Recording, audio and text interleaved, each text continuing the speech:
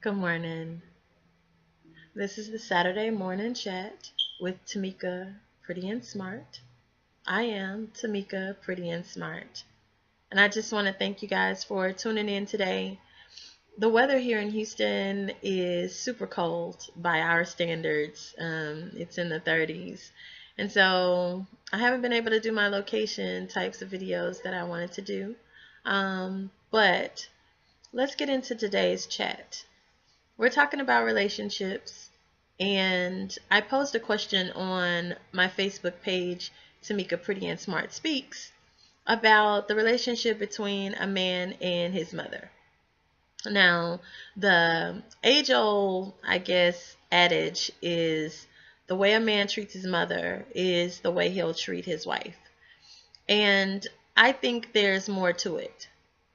It's not just the way a man treats his mother. It's the relationship that he has with his mom, meaning how does he see her? How do they interact? Who does she represent to him as far as his social setting? In certain homes where there's an absent father, he may assume the role of the provider protector. And so when he is looking for a spouse, then he looks to fill that same role because he's familiar there. He has time being in that role. He knows how that role works. He knows what's expected of him in that role. So he generally looks to a woman that he can provide for and he can be security for.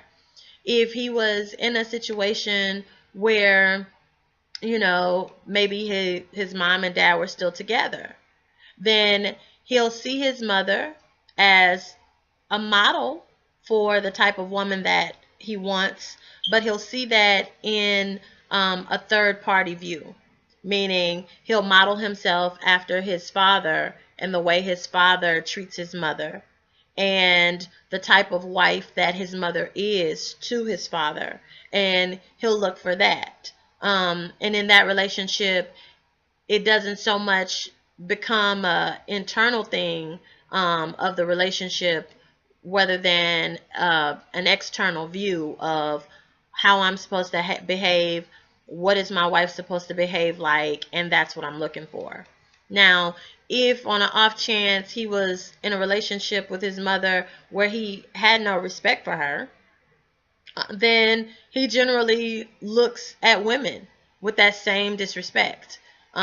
He figures every woman will behave like his mother because that is, after all, his model for women. And it doesn't necessarily mean that the mom is, out there bad. It doesn't mean that the mom is a pushover. It may just be something about her characteristics or her qualities that turns him off. And if he's not exposed to other women, then those characteristics will be representative of what women across the board behave like. I guess a good example of that would be if um, a guy is in a relationship with his mother where he sees his mother as um, docile and that she allows everyone to run over her, everyone takes advantage of her, then he will feel like all women are like that. All women are to be taken advantage of because that's where they're comfortable. That's what they like. If he was in a relationship where his mother was abused and she never spoke up for herself, she never tried to change the situation, then he'll feel like that's what they want. They want to be abused. They want to be controlled. They want to be manipulated. If he views it that way. Now, if he views her abuse as something wrong, as something he would never do to a woman, that he hates is happening to his mother, then he'll look for a woman that he can protect, a woman that he feels like the world is taking advantage of, and he needs to be there. And that's where that whole Captain Save-'em syndrome comes from. I know you guys have heard it. It's a little ghetto of a term, but it's something we can relate to. So he'll look for that woman. If he has a mother that is strong, you know, the father was not in the home. She handled everything. She never seemed to look shaken by anything. Then he'll look for a woman that's like that, and he'll take a more submissive role in the relationship, because he'll look for a woman that has it. She got it. She can figure it out, because that's the position he's used to playing. Watching her get everything done, and so what should be expected of him? She got it. You know, if he sees that she's in a relationship with the dad, and she talks about him bad, and treats him like he's substandard, then that's what he'll look for, a woman to dominate and treat him that way. So it's not just how he treats his mother, but it's the relationship that he and his mother have, and the way he processes the person that his mother is. So those are some of the things for relationships. Now, I do want to wrap this up because I don't want to go on and on and on, but I do want to hit on some key points for women in relationships, because it is true that women generally marry their fathers. So who was your father? In my generation, the absence of fathers was widespread.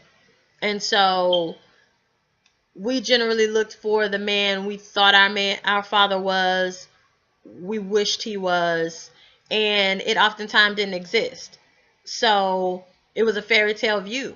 We didn't see the flaws, we didn't see the compromise, we didn't see all of the things that men, textbooks should do, but they don't necessarily do. So our tolerance and our patience is short with them. And so I guess in short, we have to start setting some kind of standard, some kind of place to draw from when we are choosing mates. If a woman had the father in the home, 9 times out of 10, yeah, she goes out, she marries her father. Be it he was abusive, be it he was gentle and kind, loving, be it he was, there but absent. Either way, we generally tend to repeat those cycles because we're familiar with them. They are our role models. So they are the model of what our lives is supposed to be. No one defined that for us. That is human behavior. That is instinctual. When you look at animals out in the wild, they learn to hunt if their parents were hunters. They learn to scavenge if their parents were scavengers.